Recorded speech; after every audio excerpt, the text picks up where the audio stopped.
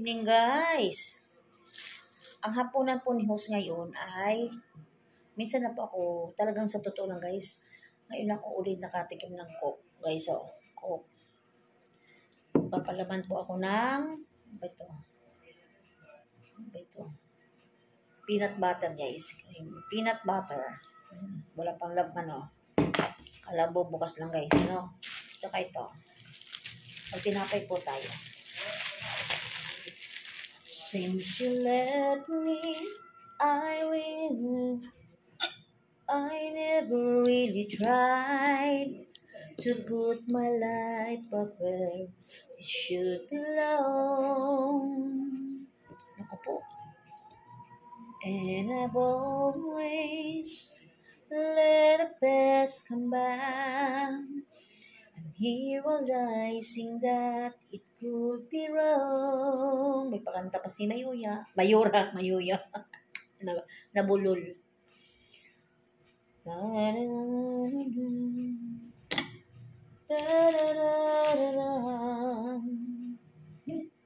maybe for a button. Huwag maingay anak ko. Diyos ko, kayo naman. Tomorrow, so now I'm leaving yesterday behind. Finally I made up my mind to let the memories fade away and think about today. I'm leaving yesterday behind, 'cause now I try to live my life once more the way I did before. I'm leaving yesterday behind.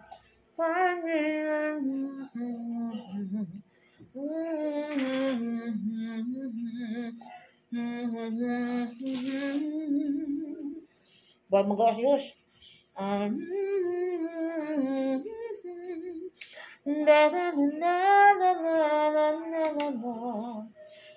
Sayang ali guys, meron pa laman. Jessa. Baka naman, Jessa. Saragusa. Dingdong. Ito guys.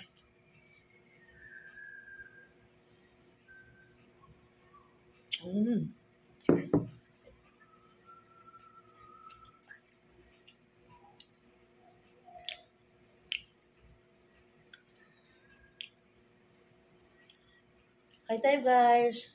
Itong hapunan ni host guys, Natabad kumain si host ng kanin. Ito na lang. At ngayon lang naman ako guys at kung buhay ngayon ako palagi ng tubig. At muna.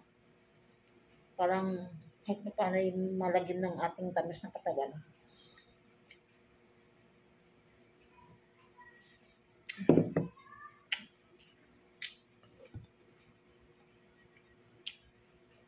Ako, ilang araw na guys, nangangain ng ganitong mangga. Mangga ako. Ang sa tuyo. Ayoko na magbuong guys. Hindi pwede sa akin magbuong. Dalawa na lang guys. Ito yung 5. Malalaki. Sarap to. Ngayon sabi ko, kain mo lang kung tinapay tsaka ako. Hindi na ako kain ng kanin. Kain tayo ito? Bukas ko lang. Kayang kasi. Since you left me, alam mo guys, itong living yesterday na ito, kumbaga kabataan ko pa, yung dalaga pa ako, palagi kong kinakanta. Pag naririnig ko guys sa radyo, lalo na sa It's You Time, dun sa na ni Vice Ganda ng mga about sa mga love life na naghihiwalay sila ng kumbaga pinapipili na sila ng iba, pinalalaya na sila. Kinanta bagay yan guys ng Devin Lucidin, naiyak bagay yung lalaki, ako ginapaiyak. Parang nagsisisi siya kung bakit niloko niya yung kanyang girlfriend dati. Pero gusto niyang bumalik sa kanyang girlfriend, kaso lang ang girlfriend parang ayaw na. Ayaw na talaga niya. Pero nagsisisi siya guys, alam mo. Iyak na iyak siya. Napanood ko sa ano niyang It's Showtime kay Vice Ganda. Pati si Vice Ganda, hagulhol na ng iyak. Hagulhol na sila si Kim, tsaka si Ami, sila si sa lahat ng mga ano ng Showtime. Ako naman napaiyak. Sabi ko, Diyos ko, dama ko yung kumbaga, ang pagsisisi ng isang lalaki na binabaliwala niya yung relasyon na lang una ng kanyang girlfriend. Ay parang nanawa na yung girlfriend sa loob ng 2 years. Hindi sila nakita sila. Para naman balik ang pagmamahal niya doon sa babae. Iyak na iyak siya guys. Pero huli na ang lahat. Ayaw na talaga ng babae. Parang ayaw na talaga niya. Nakaiyak bago kumanta pa yung doon, yung host doon na Living Yesterday. Sabi ko, naano ko yan parang kapanahonan ko ng dalaga, ganyan ako Ako'y kakanta sa video, okay? Kinakantahan ko yung mga past na sa ating mga buhay. Siyempre, madaming maliligaw tayo, guys. Yung bagay, since you left me, I am living na. Diyos ko po ginawa. Kakain na natin.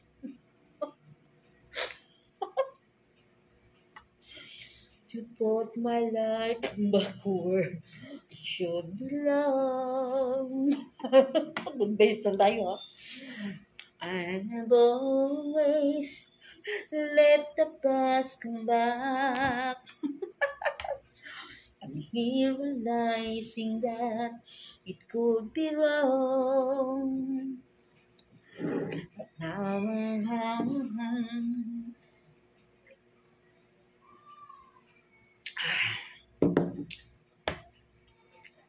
I had to let it go to make me for a bright tomorrow.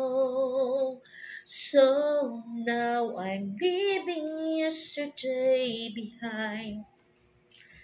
Yung I'm leaving yesterday behind. Hul-hul na ang lalaki. Wawa. Wawa naman, oy. Pero huli na. Alam mo kayo mga lalaki kayo Pag once na ang babae na umayaw, tandaan niyo. Nako, ayaw na talaga. Pag umayaw yan, talagang tinutuldukan na ayaw na talaga. Pero kayo, ang mga lalaki kayo, pag kayo umayaw sa isang babae, may chance pa magkakabalikan kayo. Pero ang babae, pag ang umayaw, tandaan niyo, wala na, talagang ayaw na. Pero depende dun Depende din yun sa babae, no? Bye-bye na guys. Bye-bye guys. Time to tell you, I love you all. Bye-bye.